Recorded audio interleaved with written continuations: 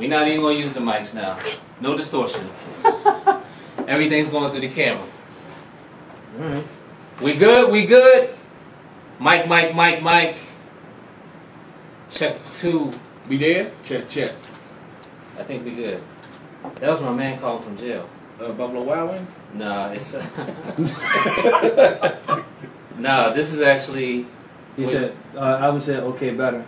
when you call from prison, it actually shows the name of the warden. Oh, really? Yeah. Shout out to Hayes. They tell you how many calls I get from the prison. Right. My bad. So what was we saying? We were still stuck on the whole super group Fonte round fast. Oh yeah. Type of deal. Oh no, I brought up Ninth Wonder and Black Thoughts. I like the beats. You like the beats, right? So you think Night shit. You think Black Thought already had those rhymes written? I think so. And that's just me. That's just a man listening to it and how it played itself out or whatever.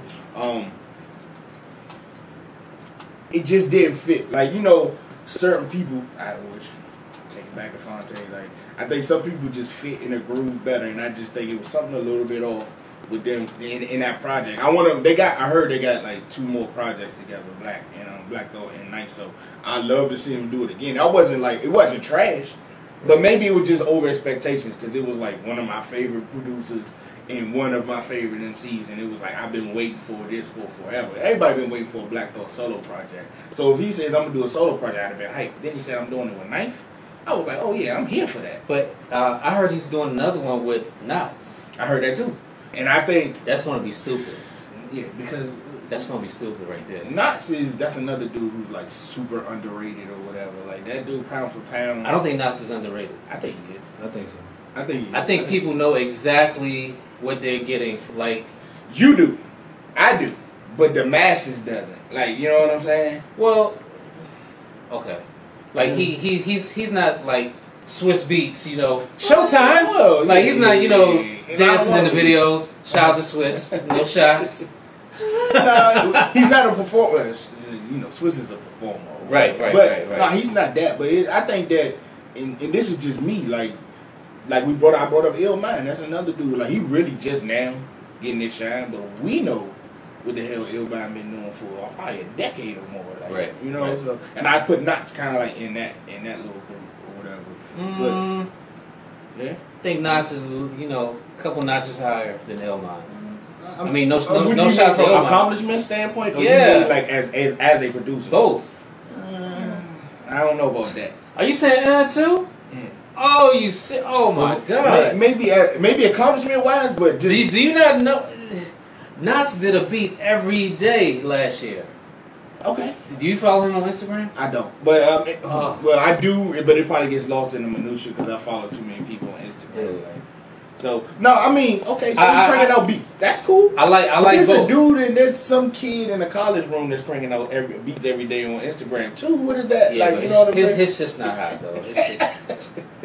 Shout out to that dude. Don't stop making beats, whoever you are though. Like, you'll be Knots one day. Just don't let him shoot you down. Just don't send him to me. Oh my God. And Knots was doing that at some point, right? He was that dude at some point. Don't shoot these kids' dreams down. I'm not shooting down. It's like, but you know, like his. Let me tell you the average producer under 20 what their approach is. Yeah, I love this. I'm here for this conversation because I actually rap for my youngsters, and I know you really don't. So let's. You post something on YouTube. Next thing you know, it's, yo, I got beats for cheap. Like, dog, I'm a producer. Why are you marketing to me? I don't need you. He's not marketing to you. He's marketing to the whole world on Instagram. To people under my post.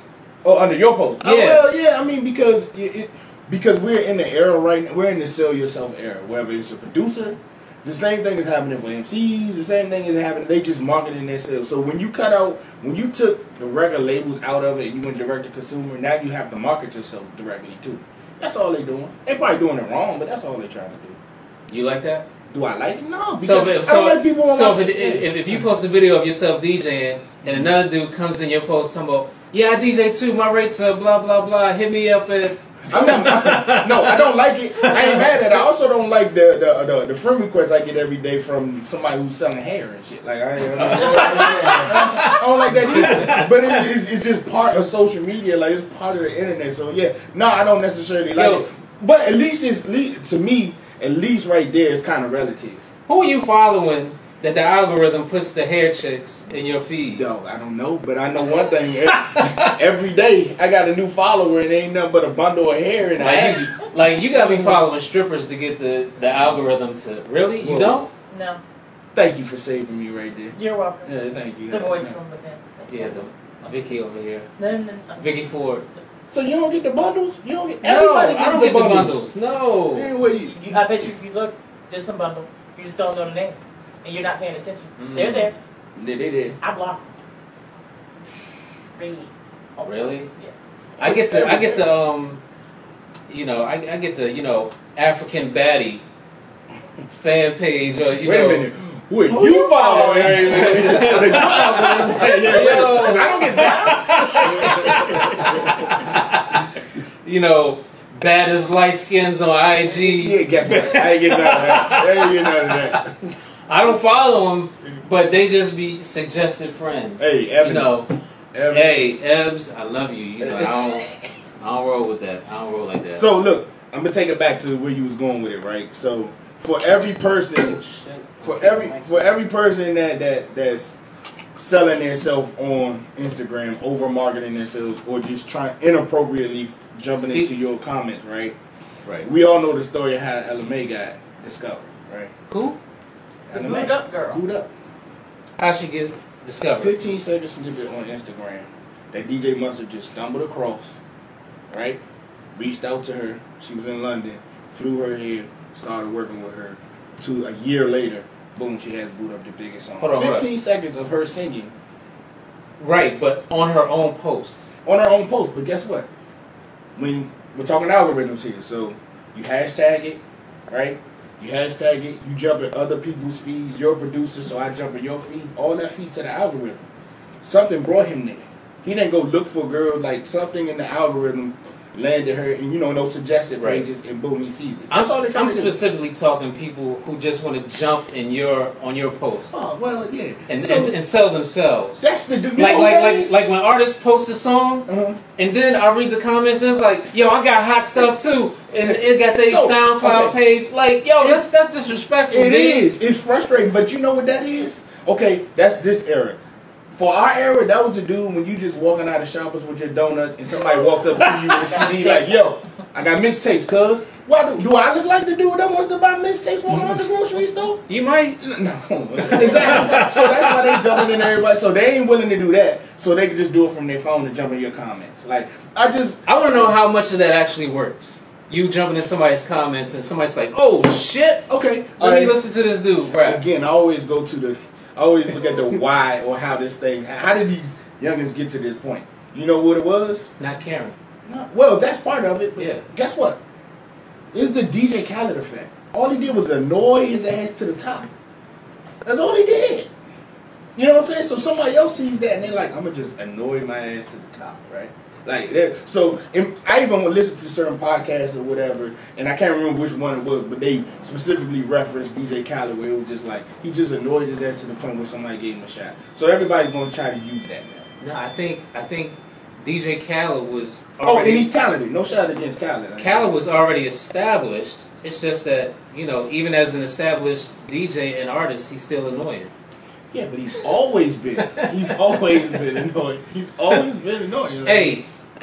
No shots to Khaled. One of my favorite songs, one of my guilty pleasures, is the song with Justin Timberlake, Quavo, and Chance the Rapper, No Brainer. I love that song. I like the last one better than No Brainer. What was the last one? Oh, with Lil Wayne or whatever. Yeah. It's like the same cast. I like No Brainer. Yeah, it's the remix. I mean, again, Khaled built a brand now, so it's to the point now where whatever he pretty much does, he got a formula. So, good for you, bro.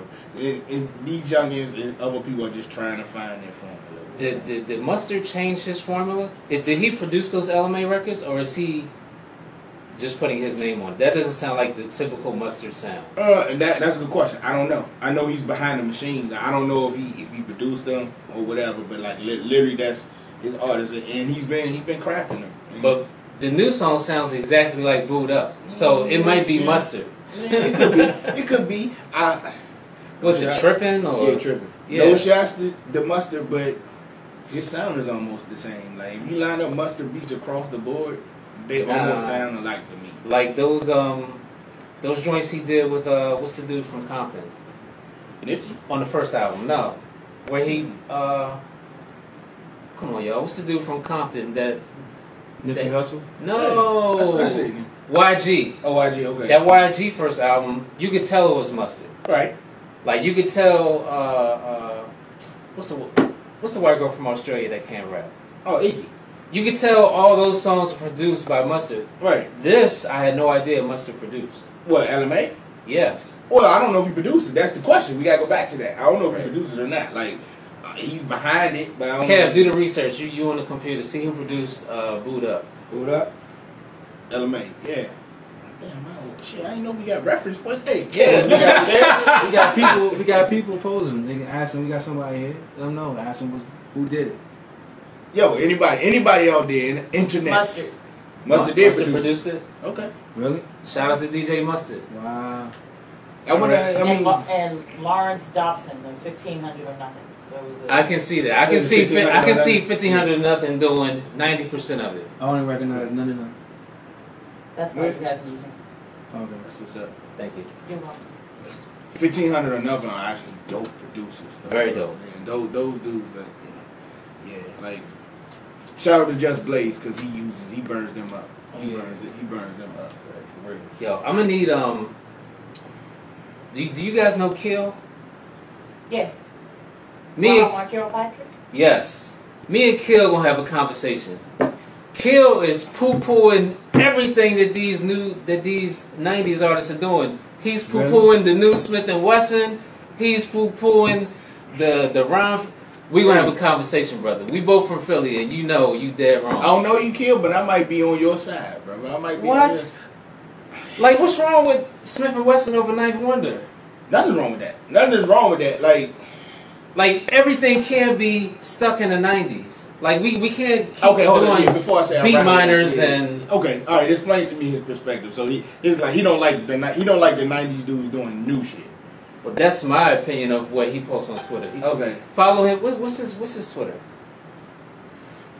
Yo, somebody named Nana said we should listen to a BET Award winner from Africa named Shadui. Shadui. Yeah, Shakudi.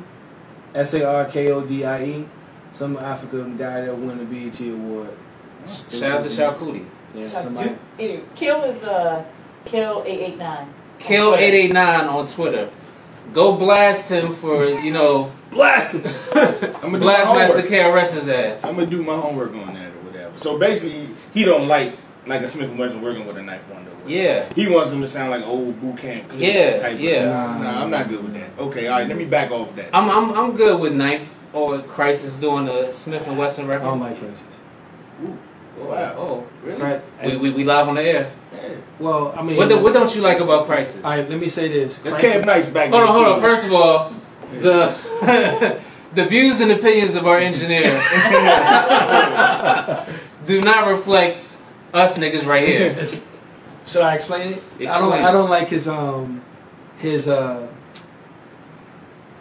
feedback from when you buy his albums. That's the only nigga. What do you mean? As far as his beats and stuff is crazy. Like it's a joint I love that he did from what did he do? He did a lot of joints on the I'm drawing a blank. So forget everything I'm saying, everybody. Go back to the program. So hold on. So What do you mean you don't like his feedback? All right, let me give you a prime example. Grussel, for instance. Mm-hmm. I buy Grussel's album. Less than like 4 minutes later, I got an email from Grussel saying, "Yo, my man, good look. Thanks for buying my joint. You know what I'm saying? I really appreciate it. Everything like that. That's all for that." I hit Crisis up for like information, do whatever. He don't hit nobody back. Think about it. Crisis is probably getting hit by thousands of people. Hey, you can't respond to everybody.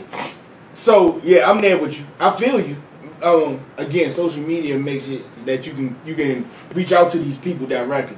But and Gruss was my man, and Gruss got heat. Russell got fired. Gruss got heat, by the way. So what's up with you, Gruss? Shout out to Gruss. Gruss_23. So, but Gruss is in crisis yet, and from a platform status. Like this dude's literally nice engineer. So I'm sure he's doing a lot of things, and he's on the road or whatever. So. And cool, if you don't like him as a person, you can't take I never met him as a person. I ain't take a person. Well, but that don't have nothing to do with that man beats though. You know what I'm saying? Beats is fire. All right. Well, cool. Then let's draw that line of demarcation. You don't like his person, maybe, but his beats is cool. All right, I can get with that. Yeah, I can separate personality from the artist. Absolutely. Like I can hate somebody but love their music. Come on, man. I mean, you probably name somebody that you hate but you love their music. Okay, I'm gonna go for the low hanging fruit first. Okay. Kanye West. Oh. I'm a huge Kanye West fan, and I'm still a Kanye West fan. But you hate him. Of his music. The man, that's something totally different. So now everybody knows I ride with Kanye or whatever. Pause. So soon as Kanye does something that's backwards, and then they come look at me. All right, dude, look, I can't speak nothing about the man, but what he does for musically, sonically, I'm still a Kanye fan, right? And there's ups and downs, yes. Except for the last 3 albums. I actually like Ye. I don't love it. I like it, right? And there's a lot about it I don't like, but there's some of it that I do like, right? I like The Life of Pablo, right? Jesus was trash. Okay, so we agree on that. Jesus was trash. I like. Well, here to me, The Life of Pablo was like a reference track. If he'd have took it and built it and spent time with it and let that shit cook like he did with Graduation and College Dropout, it'd have been amazing. But to me, it was a rush job, no different with Ye or whatever. And Ye is just kind of like, it's a correlation of where he was at mentally. His motherfucker was all over the place or whatever. But there's some gems to me in there, and I find that better. No, there's nobody that I really sat beside where I say I like Ye, and they say, you know what, I like it too. There was one dude in the shoe store in Vegas. You know what I'm saying? Me and Reem was in Vegas. Conversation came up with one dude, and nobody else has really, you know what I'm saying, agreed with me on that, and that's cool. But Jesus was trash. Life of Pablo was decent, and Ye was decent. Whatever. So I'm still there with him. I don't think he's gone. I don't think he's lost it fully. But boy, if he don't come back with this next one, I'm trying to think of an artist that I hate their personality, because you took my answer. Hey, I mean, all right, so another one. Another one. Q-Tip.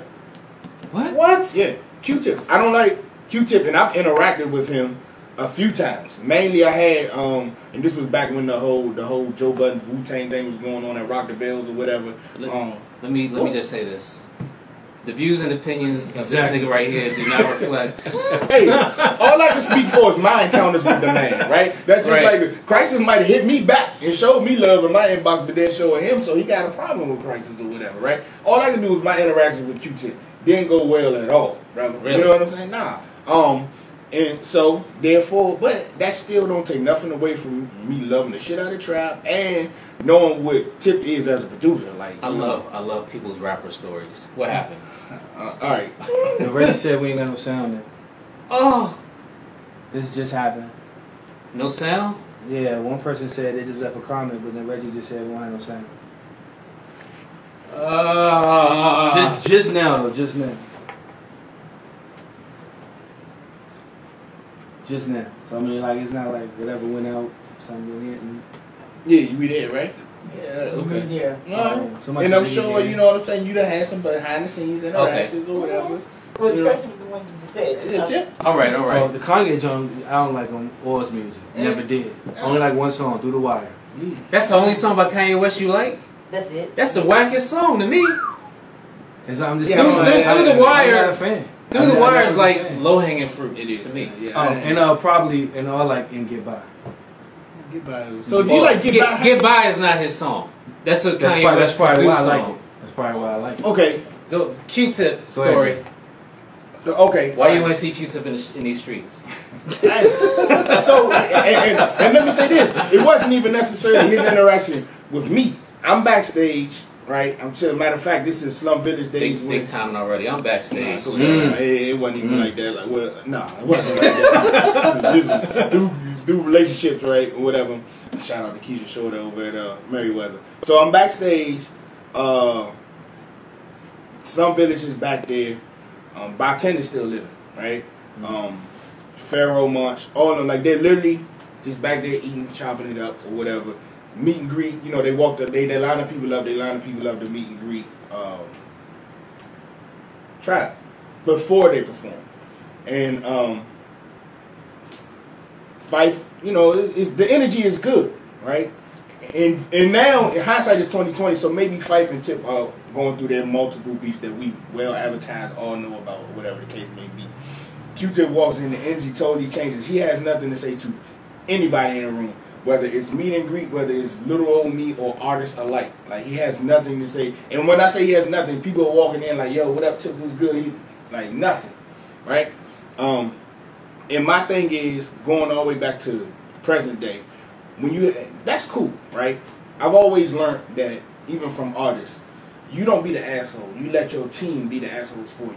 Let the security guard be the asshole. Let the manager be the asshole. Somebody walks up to you. If they get to you, sign that autograph. Take that picture. It's the dude beside you that's supposed to be like, nah, no autographs, not right now, or whatever, right? So you got these people who have waited in line and are there for meet and greets, right? And they're walking up to him, and he's literally having a conversation with somebody else, right? They walk up to him to take a picture. He stops, looks in the camera, goes back to his conversation. I'm watching people that literally just trying to show their appreciation for his music, get 3 seconds of this man's time, right? And it's like, I can't even give you attention. So that right there just turned me off, right? That was the first time. No, actually, that was the second time. The first time was we were in Philly at Electric Playground. I'm sure you heard Electric Playground. This was their farewell tour, their last hurrah, whatever the case may be. And again, hindsight is 2020. It could have been the emotions of everything or whatever. I'm not backstage, but I'm by the tour bus or whatever. And I think it was daylight. I don't know who opened for me. You be having all access everywhere. I've been blessed with it. So, whoever opens for him comes off the stage. Obviously, you know, you're the opening act or whatever. You getting it live for the headliners. They come off the stage, high as shit, hype as hell. You know what I'm saying? They dapping everybody up as they coming down or whatever. They come through. Ali Shaheed comes off the tour bus, going up towards the stage. Fight comes up to the stage or whatever. They standing there getting prepped, and you got this. I don't want to say this, but he was acting very prima donna. I'm not gonna say he is, but he was acting that. Like, to the point where stage crew, management, everybody's like, yo, where the hell's Tip? Where's Tip? Whatever. They gotta go find him. Right? They bring him to the stage, and you about to go on and perform for your people, and he has that face. Like, he is disinterested. You know what I'm saying? So those are just my two, like, personal interactions. I'm looking at this dude, like, every time I see you, you're not interested in what you're doing in your art or the people around you. So that's just like, I'm just like, yeah, I'm alright with him. Like, still love his music, but I'm alright with that dude. So that's just that. Those are my two Tip stories or whatever. I've never had, well, I had one bad run-in with a rapper. Okay. Busta fucking Rhymes. Ooh, okay. Man, hold up. Yeah, I love Busta. Let me just state that. But my initial run-in with Busta was super fucked up. Not as bad as mine. You got a Busta story? Nah, yo, yeah. Oh, you gonna YouTube? Or you just heard hers? Yeah, Okay. that's So, Busta, what was Busta's second album? Was that Extinction, since you love like that? Yeah, was that such a level, or was that the Coming? I don't know. Well, No, the Coming was first. So there was a producer who used to live down here that had Disaster Strikes. A placement on one of the albums, and he was working security at a strip club around the corner from where Busta was making an appearance at.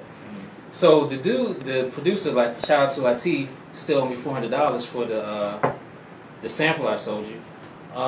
It was When Disaster Strikes. When Disaster Strikes. When Disaster Strikes. Man, go. So he wanted to reconnect with Busta. Okay. So he gave me a phone number to give to Busta. So this is like Vermont Avenue, the strip club was on K Street. What is that? Fast Eddie's or Archibald's? That's Archibald. Archibald's. Mm-hmm. Yeah. How you know that? I'm a DC dude through and through, man. I used to work right next door. Yeah. Golden Dome used to be on the corner right there. 14th, baby. Yeah, 14th yeah. Street. So I go over to the club on Vermont, but it's wintertime, and Buster got the bomber leather joint on, and like he don't have a ton of security, so it's people walking up to him saying, "Yo, what up, what up?" I go up to him. I said, "Busta Rhymes, I'm a big fan. What you want, nigga?" Oh shit! Like, God damn, nigga. So after I felt fucking small as fuck, I said, "Yo, your man Latif is around the corner. He just wanted me to give you his number." "Oh, Latif? Oh, yeah, give me that nigga's number. Tell him to call." I'm like, "Yo, I got his number right there, nigga." You know, what's up with all the rah-rah shit? So I gave him the number and left. And I went back to the ship. I was like, "Yo, don't ever tell me to go do an errand for you with Busta Rhymes ever again, nigga, because..." That's crazy though. I mean, why am I not surprised? But yeah. The nicest rapper, and you'll be surprised, like one of the nicest guys in rap is a nigga that will smack the blood out your cheeks. Mano. Really? Mano is like one of the nicest rappers like I've ever met in my life. Gangsters move in silence though. You know what I'm saying? Like the raw dudes is probably the one like, you don't have to worry about. Like I met Mano. Like this dude was super cordial. Like I was blown away. I wasn't expecting. You know how New York niggas are. Y'all know how y'all are. you niggas. Yeah. Okay, all right. But he was super nice, and Malice from the Clips. Like back in. Nah, they good dudes though. Yeah, back in you know I sold crack days. Like before no Malice. You talking about Malice? Yeah. I was at I was driving to Philadelphia and I was at Maryland House, and I see a bunch of dudes with Billionaire Boys Club shirts on, and I'm not paying no mind. I'm like, oh, these motherfuckers must have just came from the bait factory or some shit.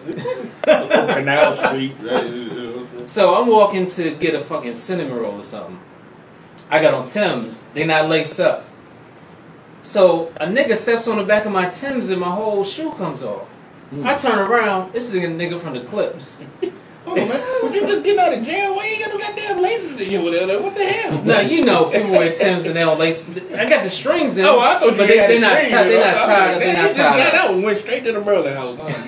Yeah, just straight out of Jessup. You must have back across state lines already. Yeah. So I mean, dude, like apologized profusely. Like, dude was like super nice to me.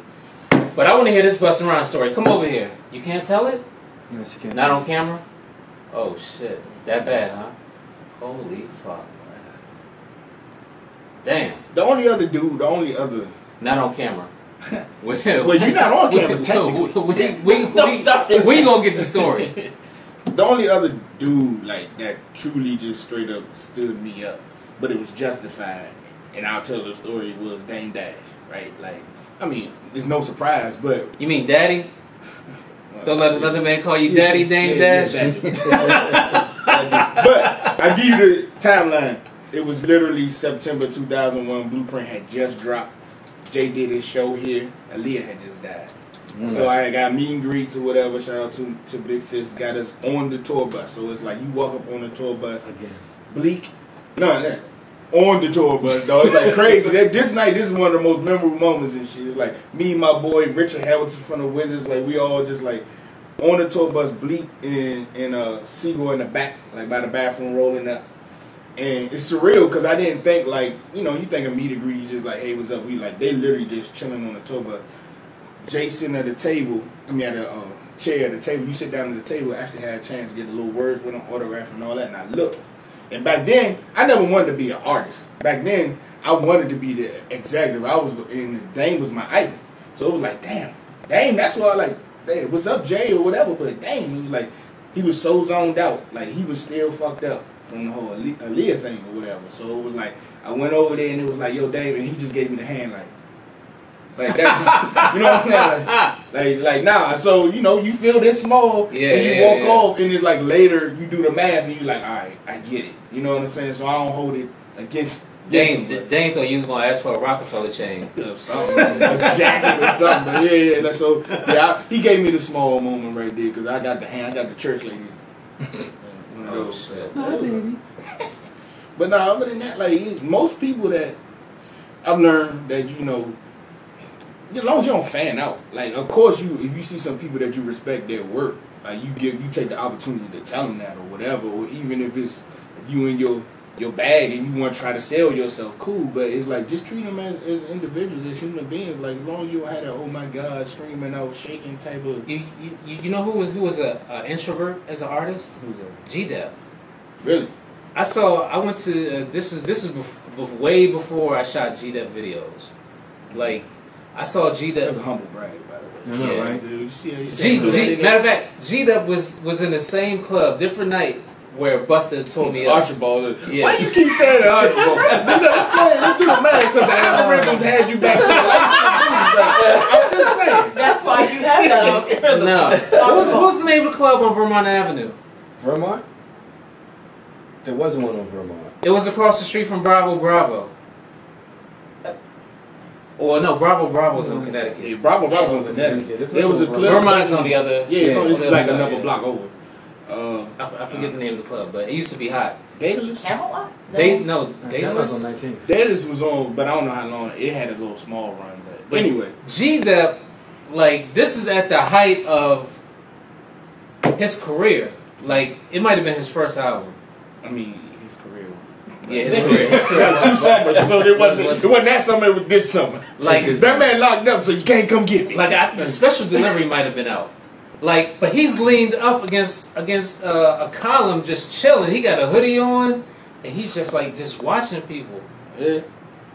Like they just like to be in the mix, though. But some people, but everybody else from Bad Boy is in VIP. Well, it was that era. This is before the chicks walk with the sparklers. Yeah. They had to call attention to themselves back then. Like now, bottle service, you just let the chicks with the sparklers do it for you. Yo, I've never had bottle service in my life. I'd like to one day, but I don't get the whole. I don't want people to know. It is overrated. Is that right? I mean, no, I ain't saying I do it. I'm just saying I've been around. The niggas who get bottle service say that. It's overrated. Nah, because this is what I mean by overrated. That $49 bottle of Ciroc, you just charged me $300 because it got some sparklers and the chick to walk it over to. Like, nah, I'm good on that. I ain't balling like that, so nah, I don't need that in my life. I do I'm older now, so I don't like to be in the club in the mix with everybody else. So call it VIP, whatever you want. It's just that I don't need to be down there in the pit. I don't go out hang out much in that type of crowd other than when I'm working and DJing or whatever. So if I'm going, it's I can't be all up in that, bro. That probably really comes off sedity as hell, but it is what it is. I'll take that. I don't get the whole, standing on couches with champagne in your hand. Shout out to Ja Rule. Oh, you got a standing on couch story? You were just on the couch last night, huh? That's what it was. Whoa. You got to rephrase that. Standing on the couch with bottles. Woo! Whoa. Reckless. Yeah, I mean, we're reckless today. Go back to park. You got Allen Iverson and Steve Francis who with their shirts off, standing on tables and couches and that was a nightly thing. That was when I was in the mix. I don't need that no more. Though. That was a moment when NBA players will go to the club and take shirts off after they win or lose. You know what it is? I'm sorry. You're right. The revelation just hit me, right? So now as a DJ, you see everything from the opposite perspective, right? So back in that day in your 20s and you had the ballers and all that and they in the club with their shirt off and they got bottles and all that, you were in the mix of it. It was cool. Now as a DJ, and I have maybe 2 drinks if I'm DJing. That's it, right? So now you see the drunk people coming to you. Right. You see the dudes who want to be flashy or whatever. I've literally, shout out to my homie Zay, when I was coming up under him and just watching him do what we do, it was just DJ Alizé for people, name dropping Zay. So, go ahead, man. we were at recess, and I'm literally watching this dude because it's his birthday, so he got bottles, right? So he cracked open one bottle, and the other bottle he's just walking around the club with, right? So he's this, and so it was like it was one song. I don't remember what song it was, but he was not going. He was relentless. Like, you gonna play my song?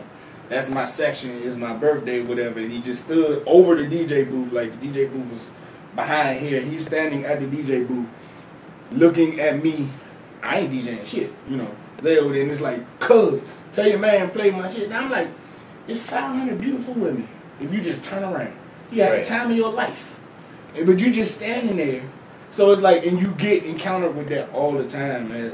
As a DJ, whatever. You see that kind of stuff. So now it's like, you see how stupid somebody look with their shirt off, standing on the couch, holding a bottle. Like, so it's like, nah, I'm good on that. So, I mean, yes, I'm older and more mature, but even still, it's just like, yeah, I'm good. I don't need to be that dude or whatever.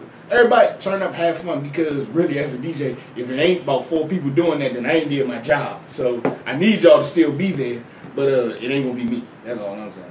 I remember meeting Mobb Deep for the first time. Wow. Them niggas look like little kids.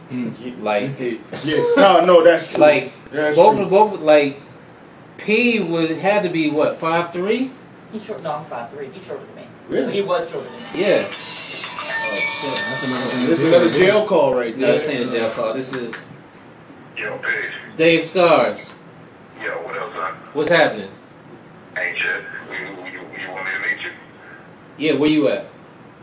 Right now I'm at my brother's crib in Southwest. Okay.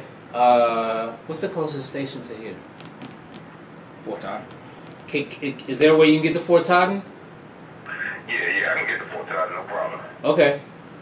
Okay, so you want me to leave out now? Yeah, and yeah, bring the you don't have the studio, you got the live. Yeah, I got the NBC live. All right, that's what's up. You got any connection cables to it, so we can play shit? Yeah, I got you, okay, bro. All right, so I'm on my way. I'm about to leave out in 10 minutes. All right. And I'm gonna hit you when I'm close. All right. All right, no doubt. Later. Peace. This is gonna be a star-studded day today. What's up? Hey, yo, you brought up Mobb Deep, right? Mm-hmm. Have you checked out this podcast called The Realness? No. All right, so Are those Mobb Deep stories? this is Prodigy's story. It's I think a 5 or 6 part, but this is Prodigy's story told from perspective. It's all based around sickle cell. So Okay. it's not about the rap. It's Prodigy's story, so it talks about hip hop and rap or whatever, but it tells literally what this disease did to this man from when he was a kid all the way up to his last days. And Havoc speaks or whatever. Like they go back and talk to the doctors that he dealt with on a regular basis, going all the way up to they talk to people in the hospital in Vegas or whatever.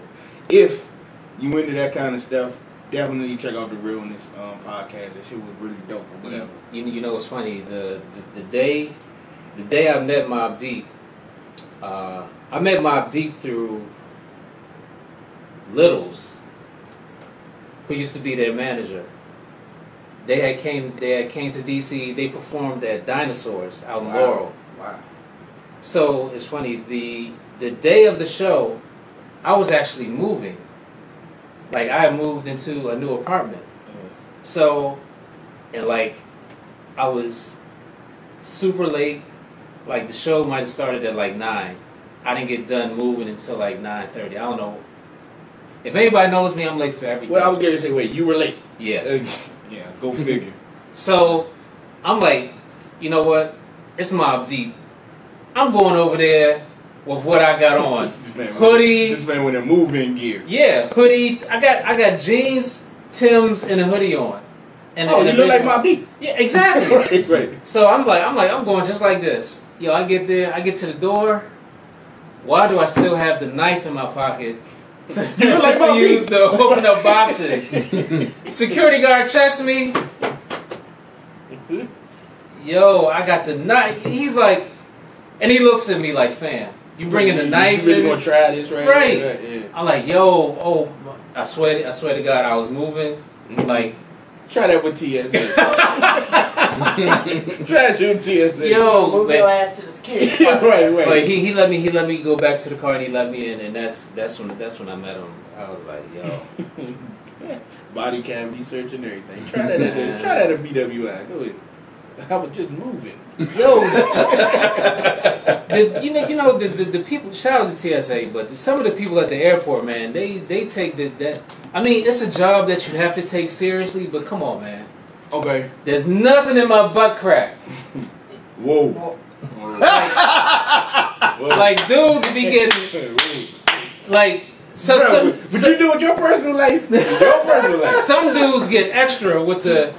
After you walk through the detector and then they still gotta check you, like bruh. Let the record reflect. I ain't never had nobody check my butt cheeks or whatever. I'm good with TSA or whatever. Nah, but I mean, even though they turn their hands backwards and they go up and down your back thighs and all that, like come on, bro. So again, you don't have a bad TSA story to tell? No, well, yeah, but it wasn't in Mexico. Like that's Mexico. Coming back from Mexico, they was not playing. What, a black man coming back from Tijuana? Oh, you got some weed on you, bro. Yeah, I was coming back from my sister's wedding. Yeah, they was there. But that and what made that one so traumatizing was it was like my daughter was 5 and she was right there, so it was like they let everybody pass through and then it was me. They was like, no, you go over there, take the hat off, take the shoes off, this all that, like going through my bags and all that, and I'm just watching my daughter like, and they getting on the plane like they leaving daddy though, like it was one of those types of things. But anyway, where I was getting with that was like in my job, my career or whatever, like I encounter a lot of national security. So like FBI, running to the FBI, I had to go into the FBI Washington field office or whatever. And one day I went over there and they doing security or whatever, and it's like, yo, y'all see me all the time. Is what you thinking? And it's like, y'all know me, you check this joint all the time or whatever. And the dude was like, you know what? You're right.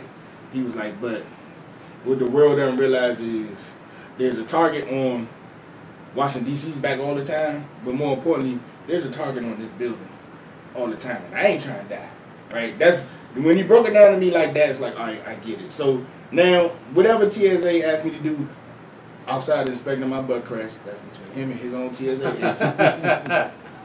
You know what? Cool.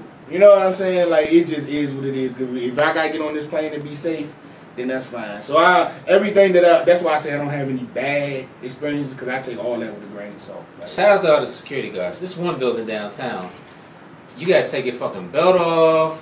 You gotta take your shoes off. It's like going to the airport, but I'm walking into a building. Yeah, probably. It's like TSA downstairs in the lobby. Agriculture. Now I'm not gonna say the building, but well, Department of Agriculture, they roll like that too. Really? Yes. You gotta take your shoes off and your belt? Not your shoes, but you are taking your belt off. And it is funny. Like I said, I've been everywhere from NSA, FBI, was that down Quantico, FBI training facilities. Everything I kind of had access to through my job or whatever. And you'll be surprised at where security is the highest. Like, it makes you wonder. It's like there's certain, and I won't name them for national security purposes. There's some buildings where you would think security would be top notch, right? And it's like they got an old ass security guard with a flashlight, with anything, right? But then I go to the Department of Education, and it's like Fort Knox is getting in there. It's like, this is the Department of Education. Like it just don't add up. But that's a whole nother conversation. We going down a whole nother. Yeah. We're not gonna go down the political rabbit hole of terrorism and your mans in them. Yeah. Well, nah, I'm not talking about that. Shout out to homie and Kanye. Yeah. Welcome back, Kanye. Welcome back. Welcome back. And let me go and take it all the way to now present day. I'm not mad at that man going on Instagram telling the world stop talking about his wife. Nobody's talking about his wife. Hold on, no. Nick Cannon did one interview. He was on the Breakfast Club. And then, it was a Breakfast Club. He was on the Breakfast Club. And but Nick Cannon smashed. Yeah, but it wasn't about what he was saying, was what he alluded to. What he alluded to. He was kind of like, so, blah, blah. He was alluding more. But didn't Nick Cannon smash? Well, yeah, but that's... It's a way, out of respect, I mean, you would just think in our culture specifically or whatever, and we know Kim K she is who she is or whatever. But if I'm sitting there and I know I done smashed a man's wife or whatever, if y'all bring it up, I'm gonna just go ahead and pass that. Now we gonna move that man married. Like, nah. You know what I'm saying? It's even a way you could say it without saying it. You like, that man married. Let's just keep it moving. You know what I'm saying? But he didn't do that. He didn't deflect. He did not deflect. Nick Cannon was on the Breakfast Club? Did he have the little Houdini thing on? That he wears? He wears the turban because of sunlight, because of his lupus. There's a reason why break he wears it down, sis. Break it down, sis. Yeah, break it down, because I don't never see anybody with lupus wearing the turban except for him. There are some other people, they kind of have to shield themselves. Teach me, sister. I am not the medical person. I just knew a person with lupus that had to shield themselves from the sun. So when I saw that he was doing it, I was like, oh, okay. I thought he was doing it, because he wanted to be Earth, Wind, Fire outcast. Ain't nobody killed 3,000 for doing it. And he 3,000 did it with some shoulder pads on. You know what I'm saying? he did get killed. You know, well, he did get killed for that. No, you know what shot him in the face? You know what gave him the plea? What? Erykah Badu. That's what it was. Erykah Badu. Just saying like. But if he was wearing this shit just on his own, on the regular, yeah, he'd be getting clowned. Side note, Badu, that thing got to be magical. I'm just sorry. Like, come on, man. You saw what happened to Common. You know what? Even talking about it will get you fucked up. Even talking about Erykah Badu's poom poom will get you in the ER. Really? Alright, well, I ain't saying I want it. I'm just saying it must be magical. Moving on. Yeah, magic unicorn. Unicorn booty. Yeah. So I read, like, literally. Sorry, we got ladies in the I mean, I've heard the same thing you have about it. I've looked her dead in the eyes. I've looked Prince in the eyes. I'm okay. But that thing's magical. Well, when you looked Erykah Badu in the eyes, did anything tingle? Wow. Maybe I got wisdom. I think it's the reverse of what you Something might have tingled, but it was her brain. You see what I'm saying? Okay. Hey, no. So I had, like, she is mesmerizingly beautiful. Like, maybe it's her eyes or whatever, but she is like a beautiful woman. Like, we know that, but it is like mesmerizing. But I ain't never looked Prince in the eye, so I ain't had that moment or whatever. I'm good on that. Oh, you know what? I'm glad we're talking about this. Okay. I never, like walking down the street, I never looking in a woman's eyes. Like, you never do that. You never do that. Well, I mean, hold on. As a married man, or you just like, hold on, give me some more. No, like, I hope in your 20s. I hope you did. Like, or would you shy guy? I was shy guy. Oh, okay. But looking at a woman in her eyes, it's like the woman is like, "Gotcha, nigga."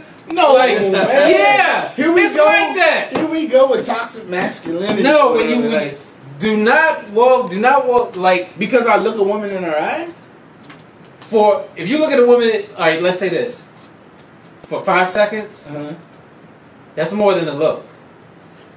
Okay. You agree? Yeah, more than 5 seconds is more than a look. Somewhat, yeah. You just gotta look. So you gotta look and keep it moving. Keep it moving. Here we go. All right. A look and a gaze are two different things. There is, but you looking at me? Because I'm looking at you. It's been more than 5 seconds. It might be a gaze. Hey, producer, cue the Love Connection music. No, all right. Where are you from? Are you from here? Yeah, from DC. Okay, so me too. Most would consider that the North. It's under the Mason-Dixon line or whatever. But to me, that's some New York North End bullshit, right? Because you should be able to walk down the street and look at anybody in the eye, exchange a hello, goodbye, or whatever, and keep it moving. Now, if you just look at somebody in the eyes for 5 seconds and don't say shit, yes, we got a problem. You know what I'm saying? Yes, we got a problem. But if you just seeing somebody, no, how you doing? All right, how you doing? It is not. But not like. No, not like that. You know if you in the supermarket and you look at somebody and your eye catches them. That's cool. So hold on. Yeah, but what do? Cut your eyes left or something? Well, I'm sorry. Are you walking around? Nah, I just don't do that. Tina Turner, I was just I said, everybody said, look nobody in the eye. Oh, let me tell you. Oh my goodness. Let me tell you what I used to do. All right. I mean, I still I don't still do it. Yeah, I still do it. I don't walk behind white women.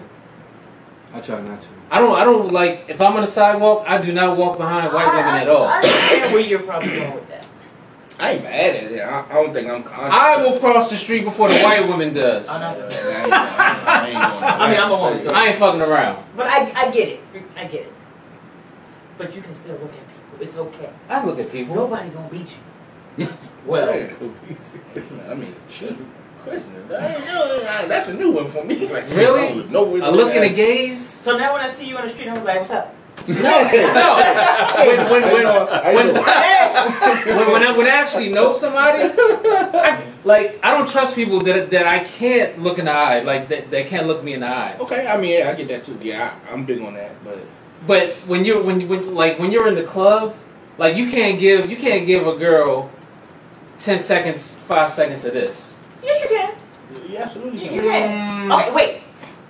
I am the girl in the room. Yes, you can. Okay, yeah. But so if a guy looks at you for more than 5 seconds in your eyes, but if he says hello or nods, that's cool. But if you just staring, that's different. That's different. That's creepy. If you just like, yeah, all right. Now there may be a moment you look at somebody like you may smile and that may be it. That's your gesture. That's your break. like when can women feel when guys are sizing them up? Sometimes, but sometimes we're off.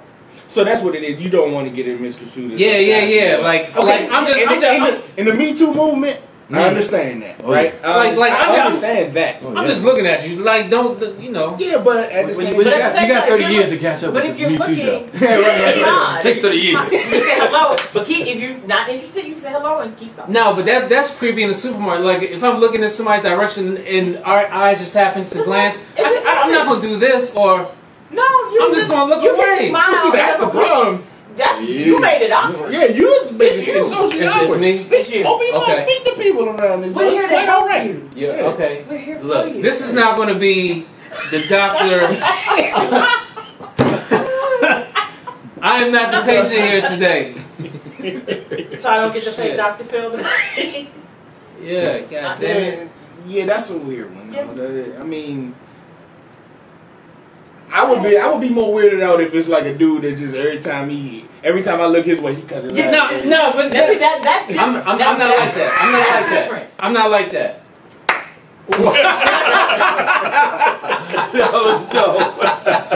I'm not like that. Okay, because that's a whole.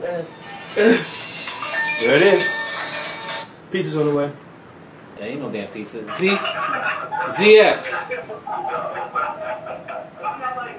Turn your radio down. Turn your radio down. What up? ZX?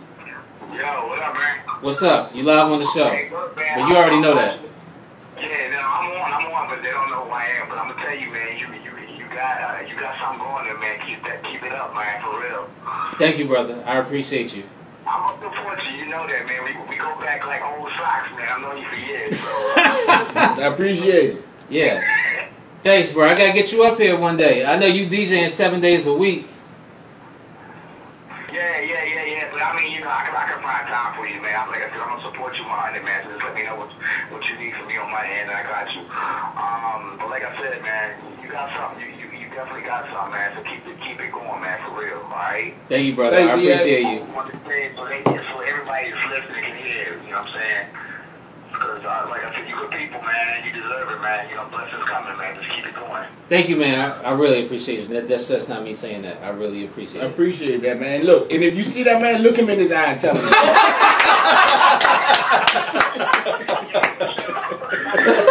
Bye, man. Hey, look, man, you ain't gotta worry, man. I ain't trying to get your cookies or nothing. You know what? We hanging them right there. We hanging them on that note. Oh man! Shout out to the Facebook people out there watching this right now.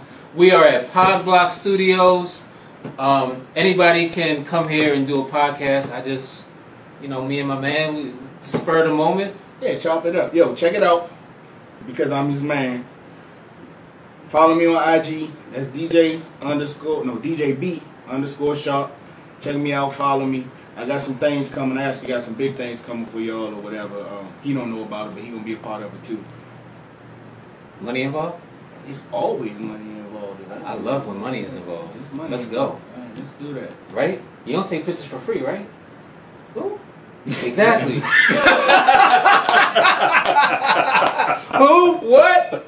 I'm not mad at that. I'm not mad at that. Yo, and don't forget about the producer behind the boards, Mr. Kev. Kev Nice behind the boards over there.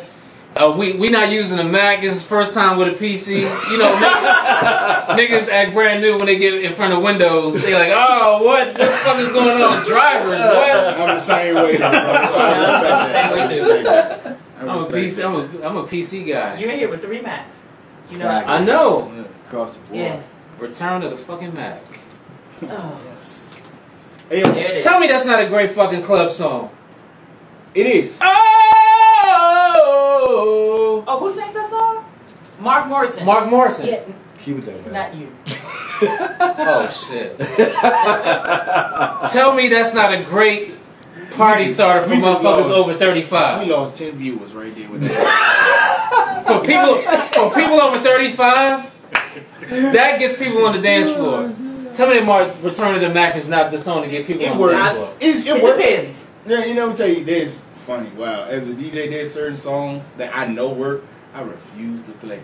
That's not one of them, but Oh, okay. I was like, boy. You know, I give you one. I give you one, and this is, and maybe this is like maybe I'm letting some DJ secrets out or whatever because there's in my fraternity of DJs who allow me to be a part. Ain't no DJ secret. I'm gonna let all the DJ secrets out after today. That Fat Man Scoop song, right? The Faith Evans joint, Be Faithful. If they play that, they're reaching as a DJ. You don't have to play that song. Yeah, it works. It get everybody on the. You don't have to play that song. And if some DJs like right now, you are judged as a DJ. If you play Get that out of song. here. Get out of here. Dead serious. I love that song. Y'all do. The crowd loves it.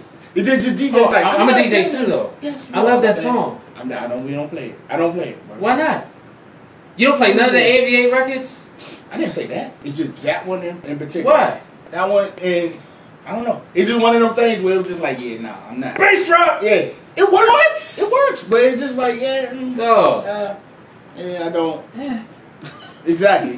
You know. I don't get it. Hold up. I'm not saying I won't ever. Snobbish DJs won't pay, other DJ songs. Yeah, there's a couple of them, but since I just got judged, I'm gonna keep it to myself. How about that?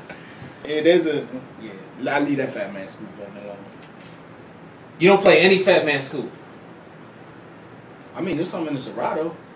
But you don't play it. I don't refer to it. You don't play. You see me. You. What about the Benjamins DJ Scoop joint?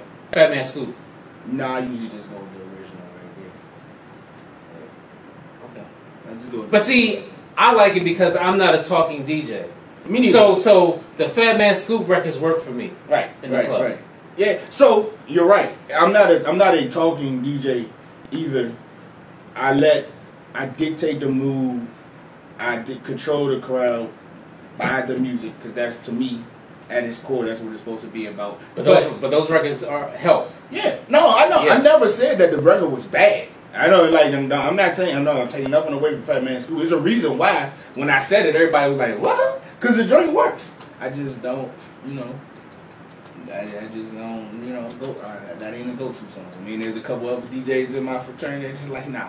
And they've been in it for years, and they say, I've never played that song in a club set. DJ Alexander, you're a snob too. I know you're one of the DJs that he's fucking talking about.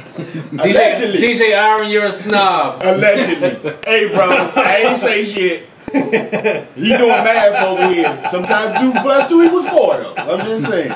Yeah, but, I mean, there's a few. So and there's different DJs. There's different types of DJs and all that. So somebody else probably will go to that joint all the time. I ain't never played Return to the Mac. I ain't gonna say never. You never played Return to the Mac? I keep saying ever. Now, I'm not saying ever, but it's just like as a DJ, when you're DJing joints, there's certain songs you got in your bag that you're gonna shoot out for that night. And of course you're reading the crowd. So you did a wedding and never played Return to the Mac? Actually, I don't think I played that in the wedding. Holy shit. I don't think I played that. I need your gigs. Yeah? No, I like that song, but... Yo, Patrick said Get Pep was one of his records he used to play. Get Pep? Yeah. By who? Who is Get that? Pep was one of his... Who is Get Pep? I don't know. Look that up. Do the research. What the fuck is Get Pep? I hate doing line dance songs. Oh, those are the really? worst. Yeah. Oh But my! you gotta have them though. Oh my God! You know what? The only line dance song I like is Cupid Shuffle. That's the only line dance song. Every Yeah, I don't like them. And there's a like. But if you DJ in Maryland and DC, there's no way you can do a family reunion or a fucking wedding without. No, you can't. Booty. I don't even think people play booty call anymore. Can you? They don't. I mean, you can't. You ain't getting out without playing the wild, right? And Cupid Shuffle. And I don't like the line dance joints either. But it's just some things you can't get around because they're gonna stand in that. They're gonna make that request until the night's over. And please stop requesting Frankie Beverly before I let go. Nope, Jesus nope, Christ. nope. That's That's a black. the Barker national Shuffle. No, you can't. Okay, That's a black national anthem. Yeah, no, it is. That's not going anywhere. Right, so I am so tired. Go before. I'm so tired of Before I Let Go. Well, Before I Let Go. Y'all kill it too much. HUR, y'all kill it too much. I turn the station. Yeah, that's a black national that's different anthem. on the radio. But Okay, let me talk to the people right here. As a DJ. You know what? Why don't you sit right here and explain to the people why it's a black national anthem? I'm not a DJ. It doesn't matter. Go ahead. I'm the off camera. Well, I got all the camera time. You got all the camera. Let me talk to the people right here, right? As DJs, right? We spend our career studying music. We know what to play, and that's not to say don't come with a request. But you don't have to tell me to play before I let go. I know to play, do not do it before I let go. Like, there's certain requests that people come up to you, and it's like, come on, dog. You know I'm going to play that before the end of the night. Yeah, they just want to hear it when they want to hear it. Yeah, It's not waiting because they're like, let it cook. Let it cook. You know what I'm they don't know saying? how to. Yeah, so people are impatient, right? Another thing. There's never an appropriate time for you to come up with your phone and ask me to play the song off your phone. Excuse me, can you play this? Yeah, I can't. No. First of all, no, I can't. Because I DJ with real equipment. No, but the fact that it's also like, yeah, exactly. Yeah, you know. even if you was going to, you can't read it. Right. But, you know, and second of all, I can't play your daughter new single. You know, I'm sorry. Nah, it's just a certain settings. If you hire me to do a party, it's your party at your house, you want me to play that song, all right, cool. But if we out, I can't play your homie's new single, I'm gonna inbox you that joint right now, cuz get it in tonight. Nah, it ain't. Back in the day, you know, they walk around with 12-inch singles or whatever, hand you something maybe, but I ain't. Come on, man, you're a fellow DJ. Don't look at me like I'm crazy. No, you tell the truth. Yeah, I remember I DJ'd a wedding one time. Oh my God. In where was I at? Pittsburgh? I was somewhere in Pennsylvania, and everybody in the crowd had to be from Southeast because all they wanted to hear was Shy Glizzy. They were from PG County. Oh, all right. Well, PG. That's PG County. PG County. Shy. All right. Well, all they wanted to hear was. I had to. Thank God I had internet on my laptop. I had to download three Shy Glizzy mixtapes At a wedding. At a wedding. Exactly. Yeah. Oh yeah. To me, in my theory, like there's specifically two types of DJs, and that's not to say that a DJ can't be both kinds of DJs, but a wedding DJ and a club DJ are two totally different things. It's two totally different worlds, right? And there are some DJs out here right now that do both well, wear the hat well. DJ Mars can do both very well. Yeah, there's some people that wear the hat well, right? And then there's some that don't. And because there's a lot of pressure that comes with a wedding. Like me, you could put it in a club setting or whatever, and that's cool, right? But when in a wedding, you got everybody that's from 8 to 80. You got the reverend that might still stay at the reception. Yes, so you gotta can't play clean anything. versions. You gotta play clean versions. So that stress level is on you right there, because if a wrong word slips out, everybody looking at you sideways or whatever. But as a DJ, you should have your clean crates lined up, whatever. Then you got the person that's 12 keep asking you to play the Drake Kiki, right? But then you got Sherry who asks you to play Al Green, and you gotta figure out how to get all this shit in. The problem is, just like you alluded to, everybody ain't patient enough to let it play itself out. Right? I can't play Al Green and then follow it up with Drake. I got you with Drake coming on later, but let's let me get through this old people set. Man, let me tell you the most stressful wedding I had to DJ. Shout out to Sasha and Will. It's a House of Pain.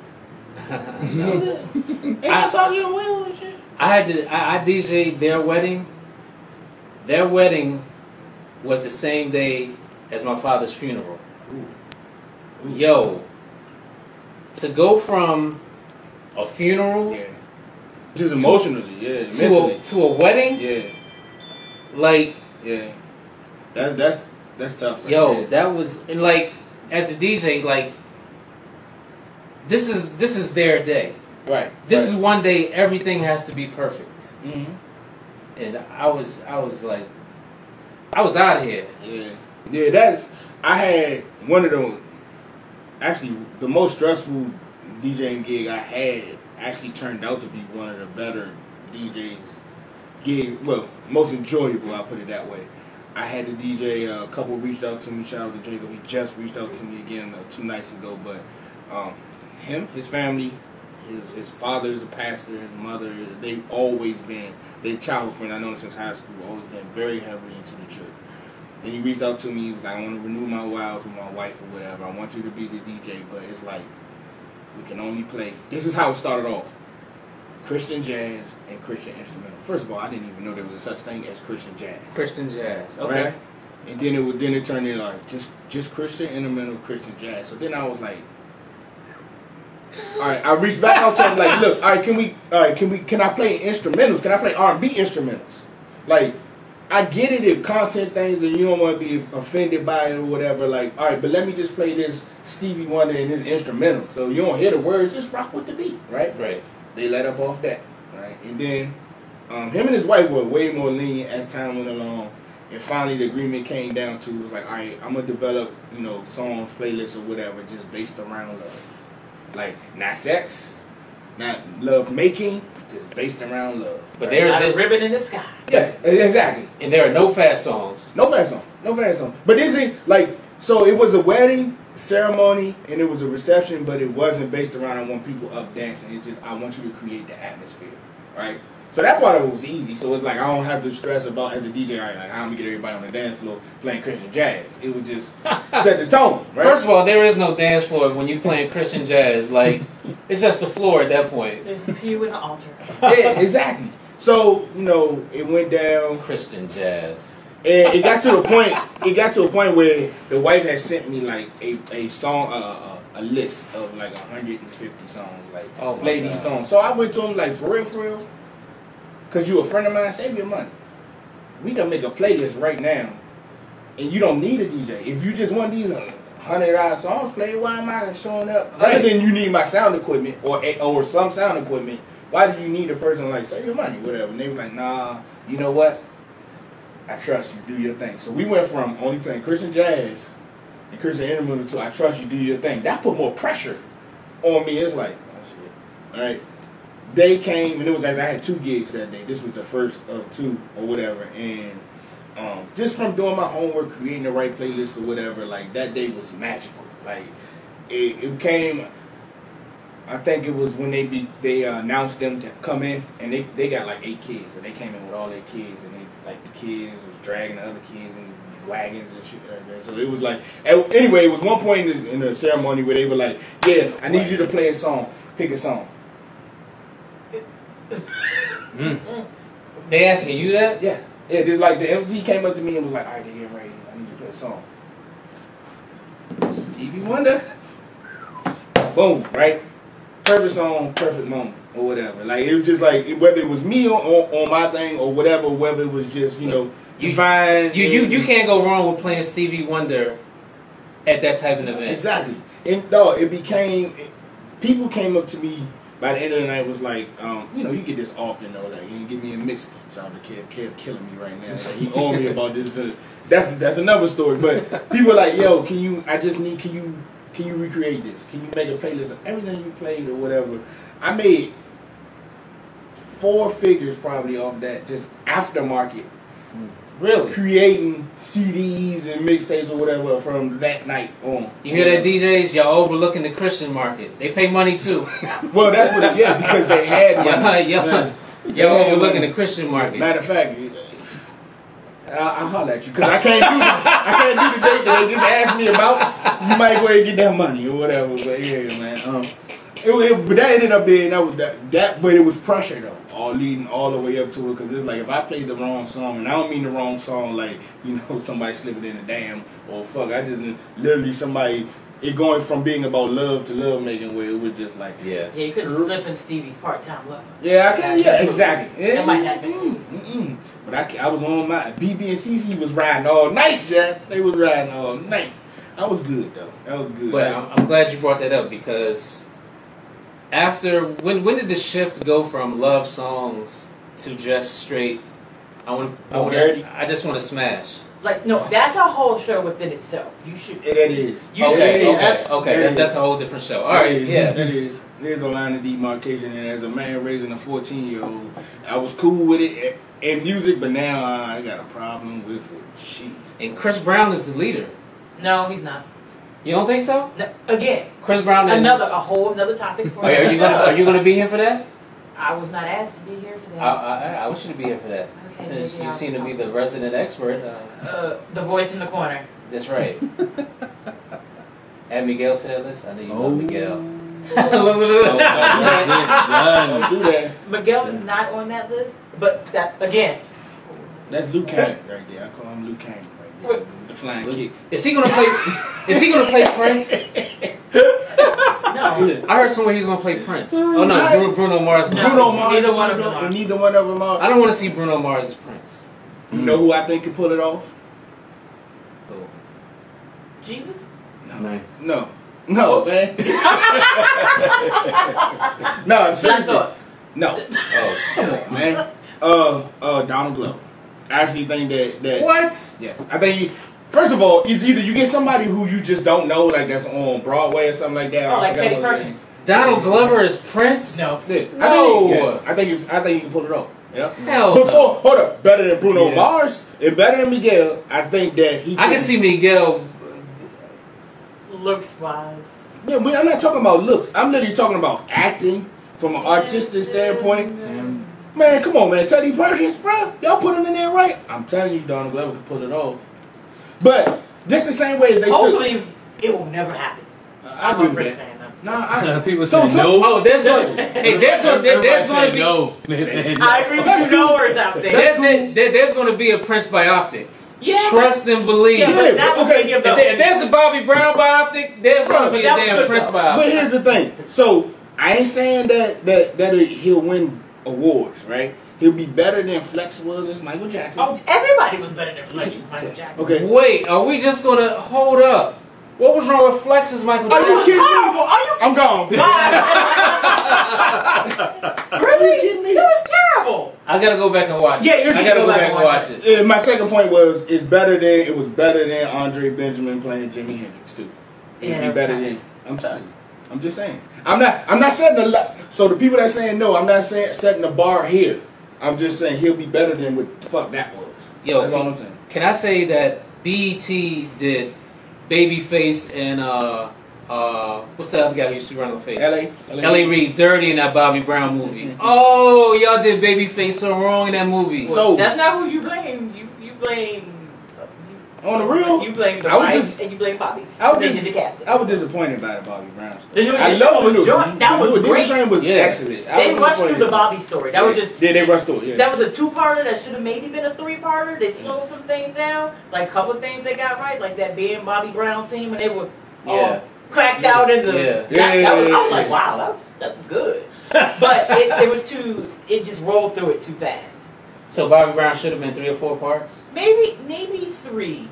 And they could have cut a couple of things out or, went into detail about a few other things. But everything just happened a little too fast. I can't wait for the Guy biopic. Oh!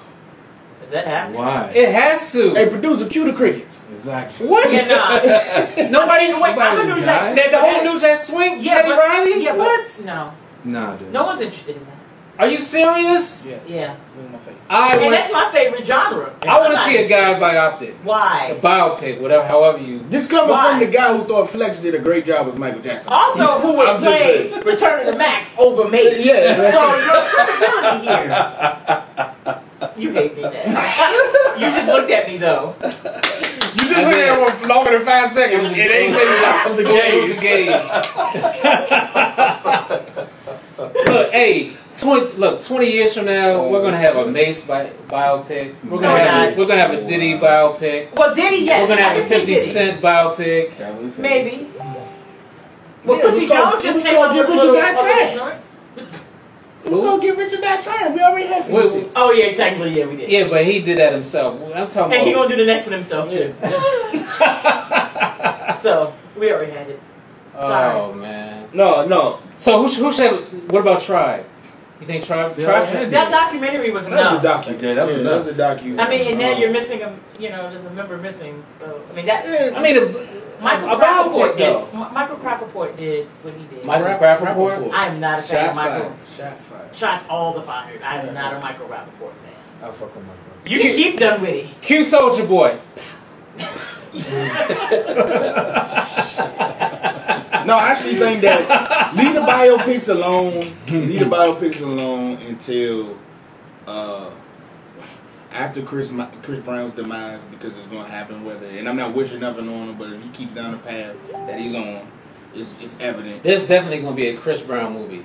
Yeah, I mean, we're talking a lot, but yeah, his story, like something like that. Okay, I'd like to see a Rihanna. I don't know anything about Rihanna. I'd love to see a Rihanna movie. Actually, I think it's better that way. I think it's good that we don't know a lot. I mean, I know enough. I know enough, right? And she's doing good things for herself. That's awesome. Right. But I don't need that.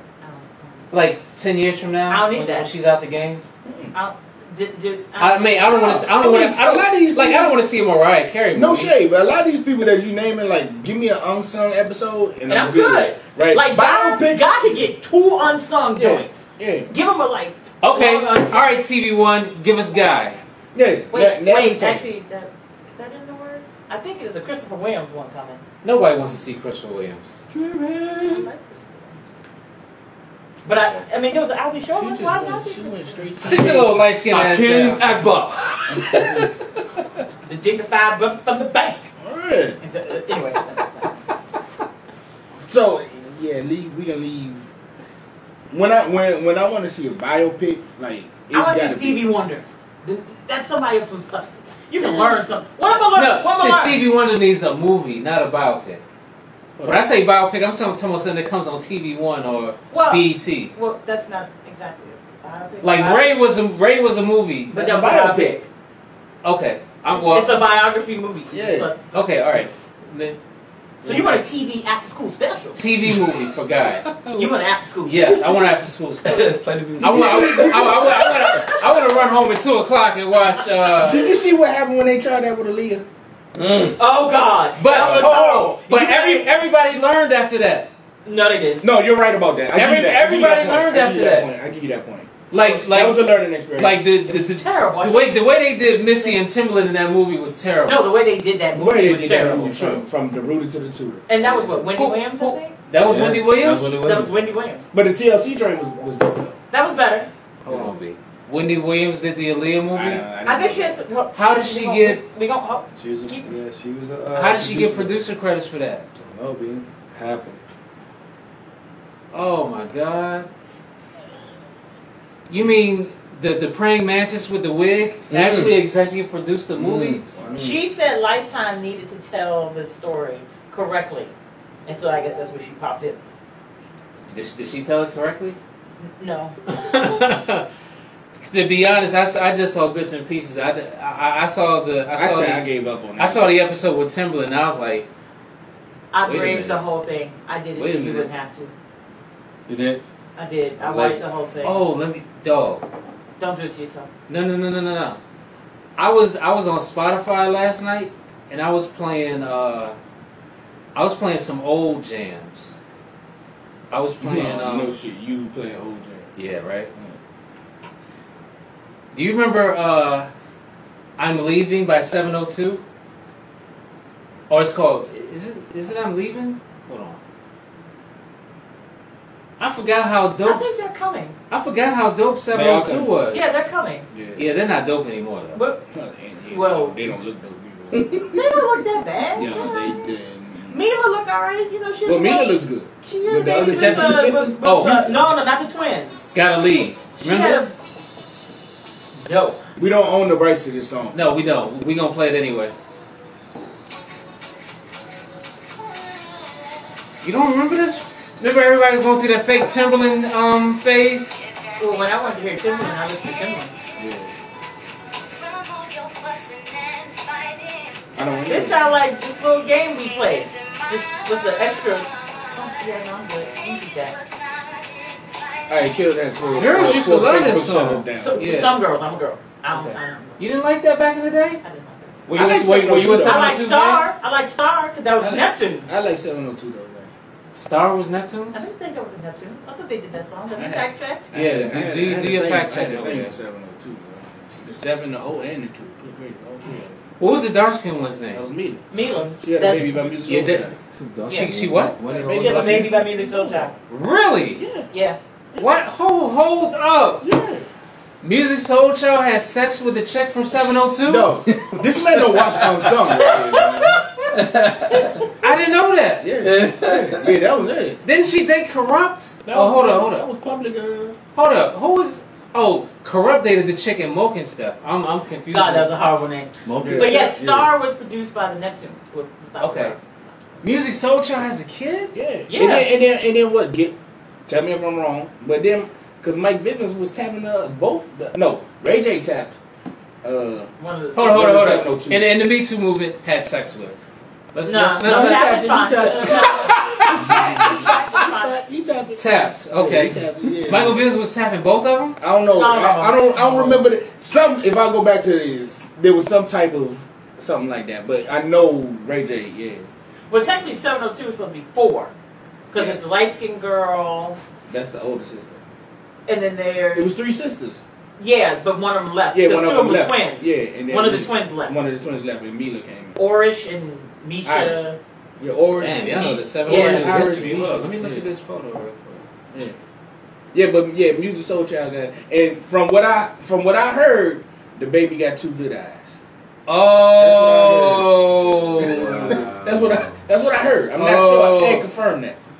We are not here to slander solely Music Soul Child. I love your first 3 albums.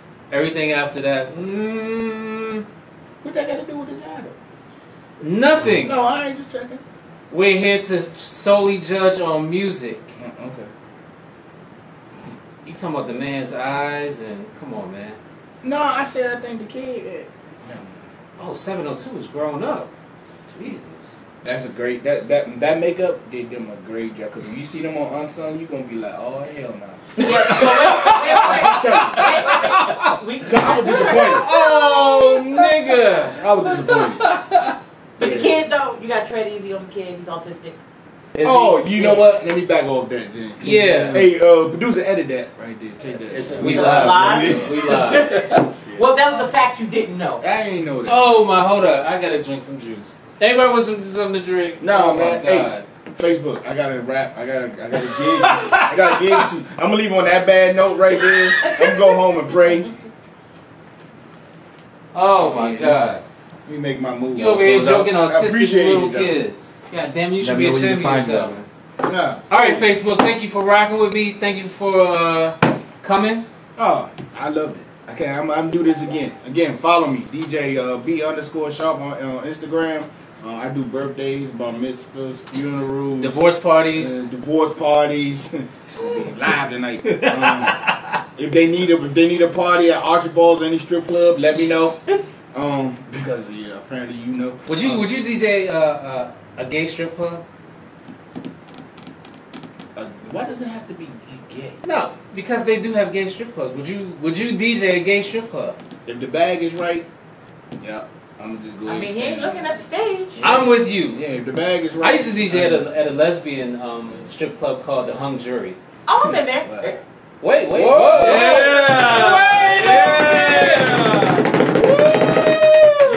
Okay, on that note,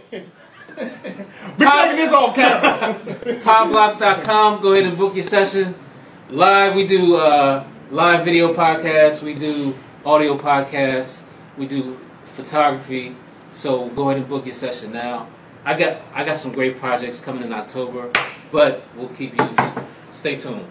All right, we got Dave Stars coming up in about 40 minutes. So I'll, you'll see the link that I'm live in a little bit.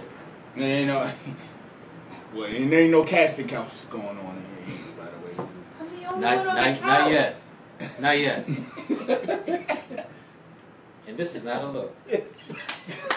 All right, we out.